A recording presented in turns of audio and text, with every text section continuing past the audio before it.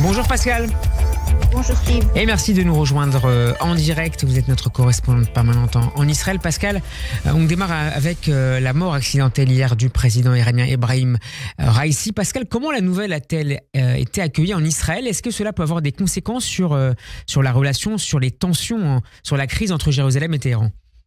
En Israël, comme dans le reste du monde, on a évidemment suivi depuis hier la nouvelle de l'accident puis de la mort du président iranien Ebrahim Raïssi et de son ministre des Affaires étrangères Amir Hossein Abdollahian. Aucune réaction ni commentaire officiel à Jérusalem qui n'a rien à dire sur la mort d'un chef d'État ennemi.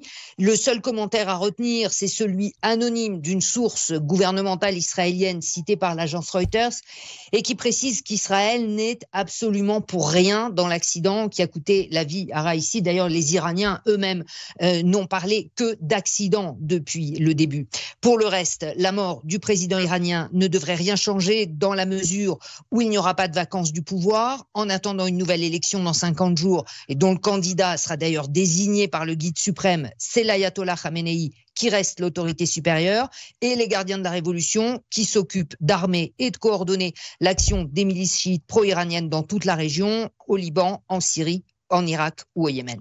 L'autre sujet à la une de l'actualité, Pascal, c'est ce mandat d'arrêt demandé par la Cour pénale internationale. Ces mandats d'arrêt contre Benyamin Netanyahou, Yoav Gallant et 3 responsables du Hamas, dont Yahya Sinwar pour crimes de guerre et crimes contre l'humanité présumés.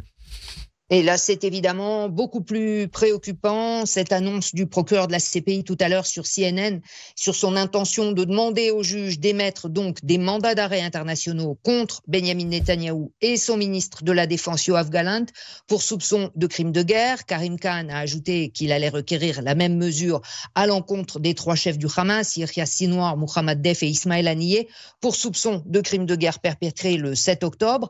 Israël, on le sait, ne reconnaît pas la compétence de la Cour pénale internationale, mais cela ne suffit pas à mettre à l'abri ces ressortissants, qu'ils soient responsables politiques, militaires ou simples citoyens, d'être poursuivis individuellement par le tribunal si, ou plutôt quand, les mandats d'arrêt seront émis. Tous les pays membres de la CPI seront censés les exécuter et procéder donc aux arrestations des personnes concernées qui entreraient sur leur territoire, ce qui devrait évidemment limiter les sorties du Premier ministre et du ministre de la Défense à peu près aux seuls États-Unis.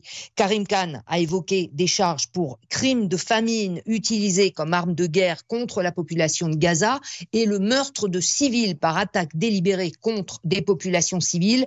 Jusqu'à présent, la seule réaction publique, c'est celle de Benny Gantz qui dénonce un aveuglement moral de la CPI et un péché historique qui ne s'effacera pas, selon ses termes.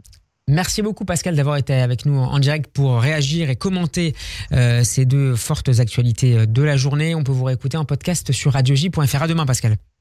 À demain.